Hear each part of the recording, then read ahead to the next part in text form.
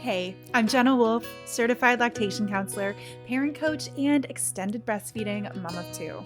I fully understand the unique challenges of breastfeeding beyond the baby days, and I'm here to take your hand and support you along your journey. So toss that hair in a messy bun, grab a basket of laundry to fold, and let's get started. This is Start to Stop Toddler Breastfeeding.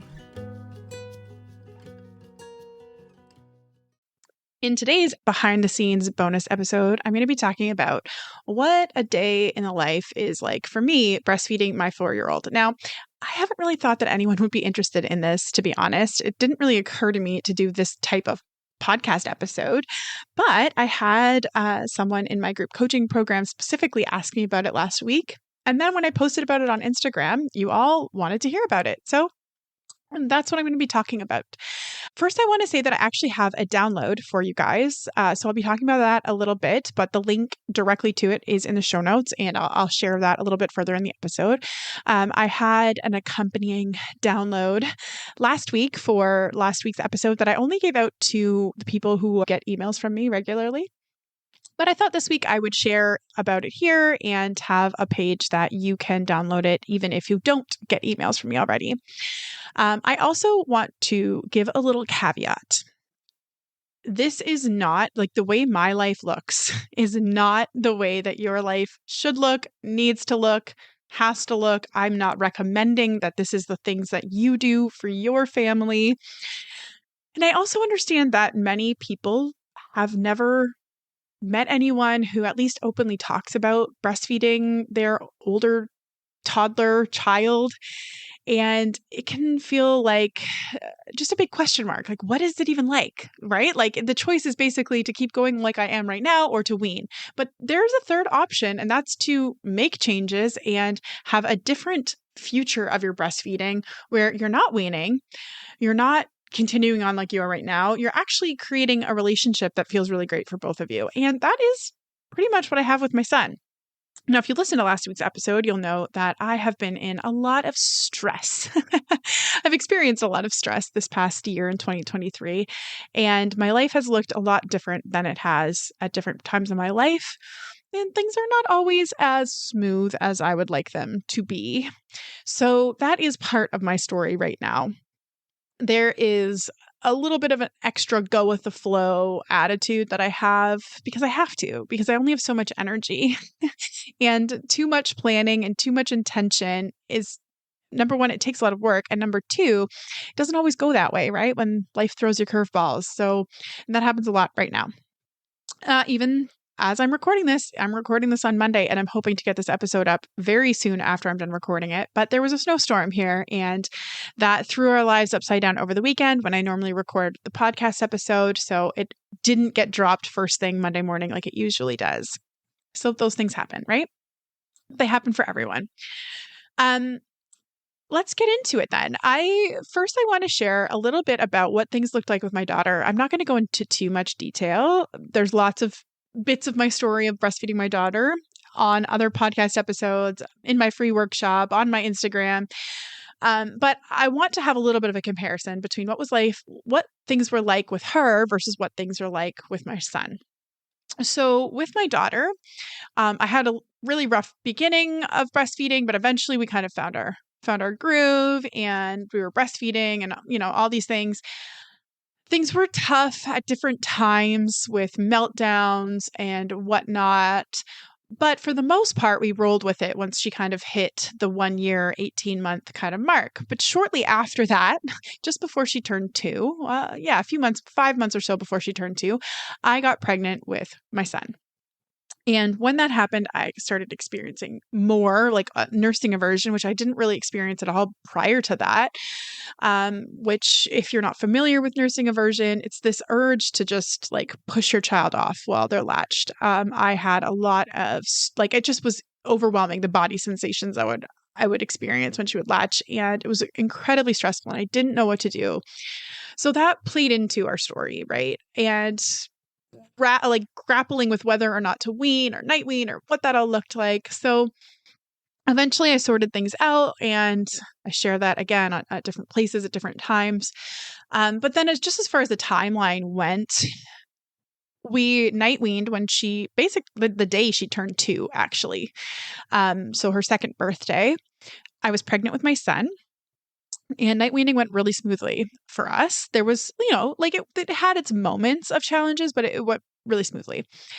And then once my son was born, I didn't create too much structure around breastfeeding at that point, but I did breastfeed the two of them together a fair bit. I breastfed the two of them separately.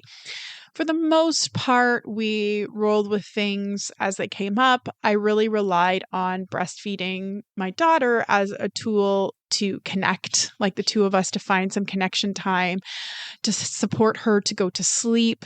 When I night weaned, I didn't stop. Like I still breastfed her to sleep when we night weaned. I just didn't breastfeed her throughout the night. And so, yeah, I did that. And then as she got a little bit older, I started to create more structure around when she would feed. So not right away when my son was born, but a little bit more about breastfeeding when we woke up, breastfeeding around nap time, and then breastfeeding to fall asleep at night. There wasn't too much resistance to that for her. Sometimes I had to remind her, but it was a lot of scheduling, a lot of talking about how our day was going to go each day. And I started that with her quite young. This is actually the download that I have for you. It's a toddler weekly and daily planner for your toddler. So my daughter wasn't even 2 when we started doing that. And we would talk each day about what we were going to do that day, the order that things would go in, and I would draw her pictures. Now, this started with me using a dry erase marker on our white refrigerator. And I would map out the day. I would even draw a breast, like a big circle with kind of like a nipple in the middle, to tell her when we would breastfeed. And it was really empowering to her to know what the day was going to look like. It really supported transitions. She had that concrete knowledge of when the next thing was going to happen. And that helped her so much. So that is actually the download that I have for all of you. If you go to ownyourparentingstory.com/planner, you can grab it. So what I have is like a PDF that I've created. It's based off of the one that we use currently in our home, but we've used different versions of it. You can have it laminated and use a dry erase marker. There's some details about how to do that on the PDF itself. But it can be really, really helpful. I always have. I anchor our day around food: breakfast, snacks, lunch, dinner, right? So that is how this particular PDF is set up. You can read more about it there. I don't want to go on too long about it. But if you want some support with creating that kind of routine for you and your family and giving your child that tool, that it's really empowering for them to know what's going to happen next. And you can start quite young, and you can use it to schedule in breastfeeds if you would like to. So you can grab that and have that for yourself. So I started using that with my daughter. Things went really well. And yeah, we just kept rolling with it. I was breastfeeding my son. And I always would breastfeed her when she would be upset or sick. We would kind of ditch the typical pattern that we had, and then we'd come back to that afterwards. And I never worried about having to breastfeed her outside of the times if I felt like I needed to. I would just do that. It never felt like we were moving backwards in our weaning journey. It never resulted in a child that was like confused or didn't know what was going to happen, because kids are really present. Young kids like that are super duper present. And so what's more confusing to them is when, as an adult, we are conflicted inside. That is much more confusing to them. Or when we're angry or harsh or coming in really hot, and then we're trying to, pretend that didn't happen. That's the stuff that's confusing for kids. Not, oh, we said we were going to breastfeed, like only at bedtime, and now I was really upset and you breastfed me at 3 p.m. That stuff's not as confusing to kids. And I can tell you that from professional experience as well as personal experience with my own kids. So that was my daughter. She weaned at 6, all on her own, essentially. I mean, I say that, but of course, I was the one who's putting those parameters around things. And with my daughter, I was really focused on the when we were going to feed and where we were going to feed. That was the stuff that I really supported her with. We talked about, and she needed support with to navigate that. She self-weaned essentially at 6, i.e. she was the one who said, I'm done. It was right when she was basically 6 years old. It was like right around her birthday, and she was getting her first set of permanent molars. And that's when she just decided she was done. At that point, we were down to only breastfeeding for a few moments before bed each night. And yeah, that's how it happened. And then with my son. So he was born 5 months before the first lockdowns of COVID. So we were in that kind of space as he transitioned into older babyhood, right? And young toddlerhood. So I never really put a lot of parameters around his breastfeeding. Even now, we don't really have too many, like, I never really said, oh, we're only going to breastfeed in the morning, buddy, or we're only going to breastfeed at night. I've never even actually night weaned him. He just naturally started sleeping through the night more and more. He still bed shares with us, which I know was a big question that a lot of you had. We have a king size bed and a twin that's right beside it, and he sleeps on the twin. And if he wakes up during the night and needs a breastfeed and I want to breastfeed him, or he asks for a breastfeed, I should say, and I want to breastfeed him, I will, but it's pretty rare that happens. And sometimes he's asked to breastfeed and I didn't want to, and so I don't. And it doesn't really result in like a lot of upset or anything typically, but oftentimes if he's asking to do it, it's because he's having a hard time sleeping and it's going to help him to feel comforted and safe and fall back asleep. So that means when I say no, even though there's no pushback, he often has a hard time falling asleep, which means I'm often up a lot longer than I wish I was. But in the middle of the night, if I just don't feel like it, I'll just be like, no, buddy, we'll breastfeed in the morning. And typically that's fine. But like I said, sometimes I do end up regretting it because 2 hours later, he's still not asleep. And I'm like, why did I do that? If I just breastfed him right away, he probably would have drifted back to sleep. So yeah, he still bed shares with us. I never officially night weaned him. I just rolled with the flow like on it, and it's not really been a problem for us. He has spent a number of nights apart from me at different times, sometimes with dad, like with his dad, with my husband. I have had a few sleep studies in the last year, right? I've I don't know if it was last year or the year before. Must have been the year before. I went to a girls' night at a cabin with a bunch of friends. And then, of course, my husband and I have had a few nights away here and there, the two of us.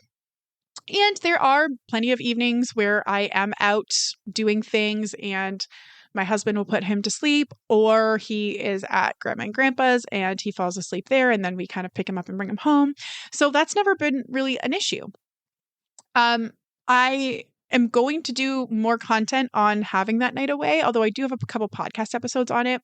But I don't really want to go into a lot of detail here, but I just want to say that it's completely possible to have other people put your child to sleep, even when your primary method of supporting them to sleep is breastfeeding. Again, I don't want to have to go into all those things right here and now. Try to keep this podcast episode a little bit lighter and relaxed and more of that behind the scenes kind of stuff, less of the sciencey stuff. But yeah, it's definitely possible. And that's been our normal for us.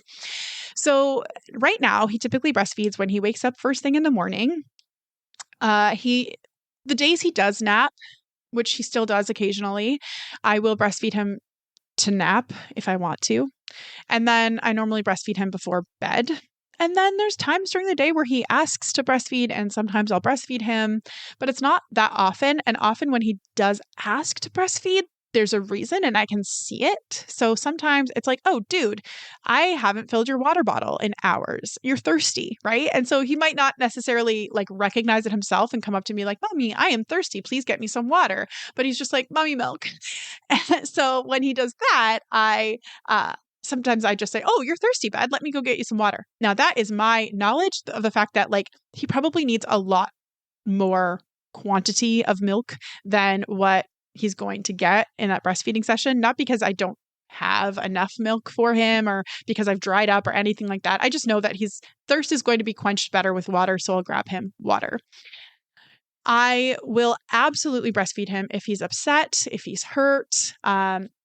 Sometimes just things are going on and he will get really upset about something and he doesn't necessarily ask to breastfeed. I'll say, hey, do you want some mommy milk, buddy? Or I'll kind of put him in a position where he can breastfeed, never forcing him, of course, or trying to make him do it. But if he wants it, it's there. And sometimes it's just a few seconds, but it works for us. And when I do those things, it doesn't like make him want to ask all the time. And I know that that's a fear a lot of people have, but it truly doesn't, because there's other reasons why he's asking. It's not a habit, right? So yeah, that's what that looks like for us on a day to day. Now, sometimes he will ask to breastfeed and then stop and then want to breastfeed again. And again, that's a cue for me that like, oh, what's happening? Why is he relying on breastfeeding right now? Why is he like popping on and off? And that sometimes will happen around bedtime if he's like overtired or not tired enough. And I kind of have to look at that and connect with him and see what's up and see if there's something else that he needs. But generally speaking, breastfeeding is just a time for us to connect, to slow down a little bit, just for me to support him. And it works for us. Now, like I said with my daughter, the biggest things that we worked on as far as being intentional with was like when we breastfed and where we breastfed. With my son, it's often how he breastfeeds, because when he was very young, he started nipple twiddling. I've talked about this on previous episodes for sure. I think episode number 2, I have a whole podcast episode on nipple twiddling. But that was his thing. My daughter never nipple twiddled, but he did. So I've definitely worked with him around that, because it didn't bother me until it did. And when it did, then I wanted to do something about it. So I've always understood that there's reasons behind these things. And I talk about that on the nipple twiddling episode. But for my son, sometimes it's stimulation of milk flow, and I'll allow him to have the other side. We talked a lot. So I first was like, this isn't working for me. It was probably around like just before he turned 2, maybe it started to get a little bit uncomfortable for me. And that probably had to do with hormones for me, actually, around like getting my period and all that kind of stuff. Sometimes it's just more sensitive. It would bother me more. So when he would, I would suggest to him like, oh, do you want to try the other side? Okay. Like mommy milk is for your mouth, not for your fingers. Do you need to drink milk from the other side? And eventually he started telling me, like he'd pop off and say, I want the other side. Or he would take his hand and instead of like nipple twiddling, he'd kind of just tug gently on my shirt on the other side while he's still latched. And I would say to him, oh, buddy, does that mean you want some milk on the other side? And he would often nod his head or he'd pop off and say yes. And we'd switch. Another thing that I would notice, so sometimes it was that, another thing I would notice is often connection. He was feeling a little bit like I was distracted. Maybe I'd kind of been a little more agitated that day, a little more upset. This has happened a lot in the last year. And he would be fidgety at the breast or want to nipple twiddle or just like not be rested, especially at bedtime. He would just kind of be like all over the place. So that's my cue to pause, put down my phone if I was on my phone, hold his hand, talk with him sweetly, gently, softly, about different things, about things we liked, about things I love about him. And it would often calm his body. He would get that connection that he needed from me. He would feel all that warm fuzzies and feel safe and loved, and his body would rest, and he would often be able to fall asleep better. He does breastfeed often. We do a story at bedtime, and he'll breastfeed while I'm reading the story too, just as that thought came to me.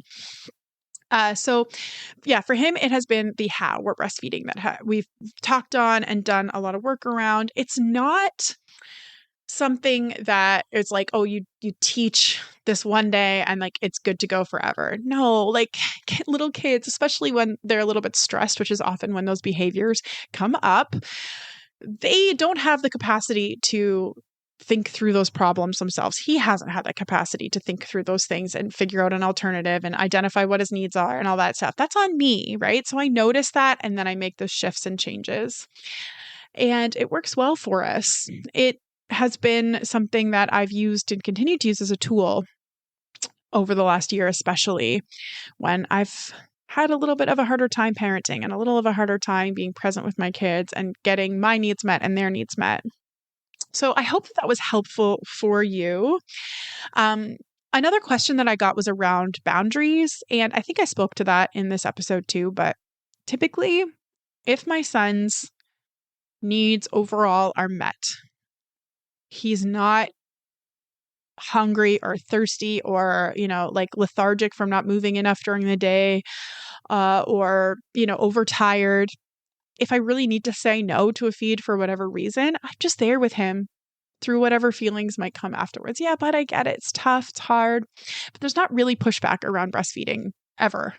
There are absolutely other things where he will have a lot of emotions about and feel really strongly about. And it's a lot of compassion and just supporting him through that. Hey, dude, I get it. It's hard. And yeah, I have a podcast episode on toddler tantrums and night weaning where I talk about that a bit more. So if you're interested in that, you can definitely go there. But as far as my life and a typical day in my life right now, breastfeeding my 4-year-old, we breastfeed when we wake up in the morning, breastfeed sometime around nap time-ish if he's having a nap, breastfeed before bed. And then we breastfeed a few times during the day if it comes up. Sometimes I will breastfeed him in public. I breastfeed him around family and a lot of friends, actually, if it's necessary. Like if it comes up. If we're at like a restaurant or if we're somewhere like really public and like I might not breastfeed him in that moment. I'd probably be looking at other ways of supporting him, but he generally doesn't ask to breastfeed in those moments either. So yeah, I hope that was supportive for you. If you have any other questions, please let me know. And I still use that schedule. We homeschool, so the visual schedule every day helps us a lot and helps my kids to transition between tasks, or between times of day, which is often when there's upset because kids can really only focus and keep track of like one thing at a time. It takes their brains a little longer to switch tasks. And that can be a time when there can be a lot of upset and dysregulation that can result in breastfeeding and has in the past, right? Like either them asking to breastfeed or me choosing to breastfeed just to support them through that transition. But I do find that planner helps a ton. And if you would like it, you can grab it at ownyourparentingstory.com/planner or at the link in the show notes. Next week, I will be on sharing more behind the scenes kind of stuff about my life and my breastfeeding experience. And I'm really excited to share this with all of you. If you would like to let me know what exactly you want to hear, please do that. Just shoot me a DM over on Instagram at own.your.parenting.story, or you can send me an email, jenna@ownyourparentingstory.com. I'll talk to y'all next week. If you loved this episode, make sure you hit that subscribe button so that you don't miss any episodes in the future. Also, check out my breastfeeding toddler communication guide and cheat sheet to learn how to say no to the feed while still saying yes to the need at www.ownyourparentingstory.com/guide. And that concludes another episode of Start to Stop Toddler Breastfeeding. The theme song is Little Balloon by Jenny and Tyler, and it has been a pleasure to share this time with you. I'll catch you in the next episode.